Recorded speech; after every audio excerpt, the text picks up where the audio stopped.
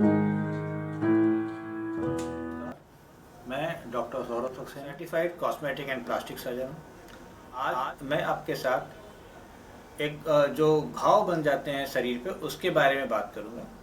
ये चोट के द्वारा, जलने से या किसी ऑपरेशन के द्वारा बन जाते हैं, जिसे एक रिकंस्ट्रक्टिव प्लास्टिक सर्जरी के द्वारा भरा। कभी कभार जब चोट लगती है तो हमारी हड्डी टूटती है, उसके ऊपर का मांस भी फट जाता है या लंबे समय के बाद घाव बन के सड़ जाता है, या कभी जल जाते हैं और अंदर की नसें या आर्टरी या हड्डी एक्सपोज हो जाती है।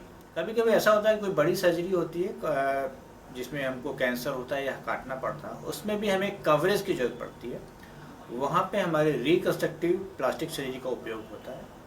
इसमें हम शरीर के ही उन हिस्सों का जो किसी भी घाव के पास या चोट के पास उपलब्ध हैं, फ्लैप के रूप में कवर करते हैं। फ्लैप वो हिस्सा होता है जिसमें हम शरीर का ही कुछ हिस्सा मांस के साथ, या फिर जो उसकी मोटी चमड़ी होती है, मोटा मांस जिसे हम फेशियोक्यूटेनियस कहते हैं, पार्ट होता है, उसको उपयोग करते हैं और घाव को कवर करते हैं ताकि जो नीचे का हिस्सा है वो सड़ने से बच जाए।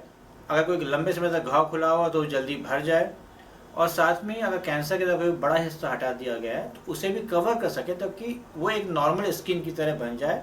नीचे के घाव या हड्डियां जल्दी जुड़ जाएं, जो हमारी आर्टरी या नर्व या टेंडन एक्सपोज्ड हैं और सड़ जाएंगे खुले रखने को, कवर व्यक्ति को एक सही और उचित उपचार मिलकर घाव जल्दी भर सके और उसका जीवन सामान्य बन सके।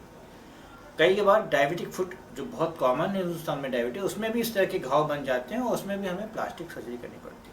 ये सर्जरी को हम फ्लैप कवरेज कहते हैं। कई प्रकार के होते हैं, फेशियोक्यूटेनियस, मसल और फ्री फ्लैप। ये सब टेक्निकल इश्यूज हैं जो आप हमारे साथ या किसी भी प्लास्टिक सर्जन के साथ डिस्कस करके उपयोग अपने घाव के हिसाब से उसका उपयोग कर सकते हैं और भर सकते हैं। मुझे आशा है कि ये आपको ये बातें पसंद आएंगी, और अगर इसके बारे में आप जानकारी चाहिए तो दिए गए नंबर पे आप हमें से बात कर सकते हैं। धन्यवाद।